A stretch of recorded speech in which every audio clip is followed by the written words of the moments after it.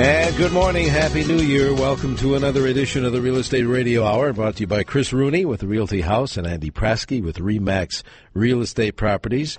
Well, we got 50% of that crowd here. I think the best 50%, buddy. I think you may be right. Yeah. Is he out more 8x10 glossies he's signing somewhere? No, actually, he's on a well-deserved vacation. Chris is a hardworking guy and had a chance to take the family out and do a little vacation. And well, good.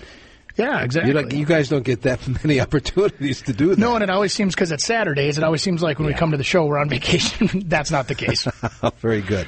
Yeah. All right, what are we going to be doing in the show today? And by the way, we always welcome our listeners.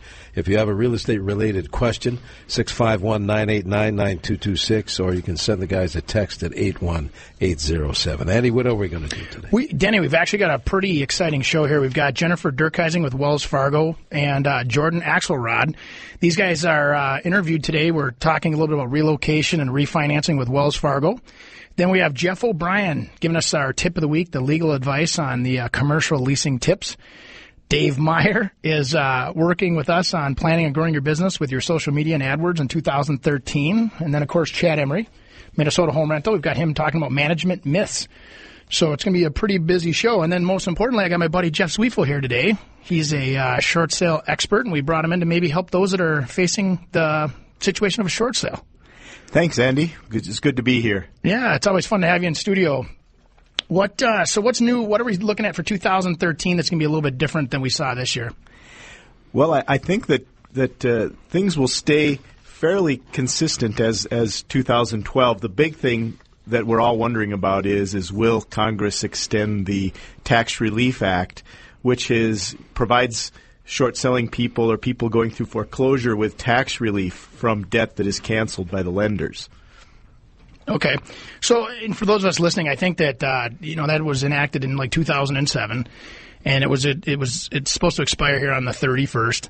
And so for an example, these are for people that have had modifications done on their mortgages, foreclosures. What exactly? I mean, can you give us an example of what that actually covers? Well, Andy, it would cover any time you have a lender forgive or cancel debt. So it could be a car loan, it could be a loan modification, short sale, even a foreclosure where the debt is canceled and the borrower does not repay it. And what the IRS code states is that canceled debt is income to that borrower. Right. Ordinary income, just like wages would be and so forth. Okay, cool. So how do you think that'll affect us, though? I mean, because I know a lot of people right now have you and I were talking about this morning about I shouldn't say the anticipated, but people look at foreclosure as maybe sometimes they've heard false information. Foreclosure is the way to go. Don't do a short sale. Can you tell us a little bit about why short sales are the route to take, and help us with that a little bit, would you? Well, I think it is the least bad alternative for many people, especially people that are looking at what is the future going to hold for them. Do they want to get back into the home buying the market and as soon as possible? I don't want to say that you couldn't buy a home in the future after a foreclosure. It's just short sale, you sort of are controlling your own destiny, and you are involved. You're not just waiting for the bank to go through its processes in foreclosure. That's what I was thinking, too. I mean, so in essence, when you go down the road and let's say that you do actually recover, you've got the new job, your world is sunshiny and beautiful, as they say, and then you want to go buy another property, they look at behaviors now, too. We've talked about that now, that credit scores and things, they're looking at behavioral habits. They look at, did they try to do the right thing, or did they just give up, throw their hands in the air, and actually let the property go back? And I think that's a great point to bring up, Jeff, is the fact that they do look at your behavior as a way to analyze your future credit. Well, I think they really do, and I think that the one thing about a short sale is if it is the right thing for you to do, you're showing the bank that you're minimizing their loss by getting the property sold.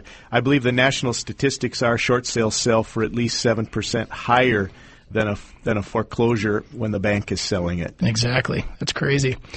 Well, good. That's, when it comes down to, I know that we were talking about things that we're starting to see now, the trends. And one of the things that I, as an agent myself that actually lists houses, and some of those listening will concur with this, is that a lot of these mortgage servicers are now starting to decline the short sales that are FHA and VA mortgages if the short sale, or the sheriff's sale, has already occurred.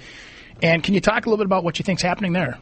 Well, I think it's a matter that the servicers are dealing with mortgages throughout the country, and most every state does not have what's called a redemption period after the sheriff's sale. Right. Minnesota, Michigan, and maybe a few others have a long redemption period, a 6-month in Minnesota. Mm-hmm. Well, the servicers have a hard time dealing with the fact that most everywhere else that doesn't occur, so it's difficult for them to switch gears and say, yeah, you can still sell this property in a short sale after the sheriff's sale.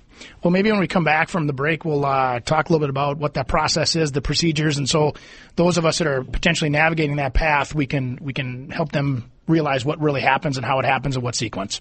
Sounds very good. And again, if you want to get involved in the show, 651-989-9226 or 866-989-9226. The text number 81807. We'll be back with more of the Real Estate Radio Hour here on 830 WCCO.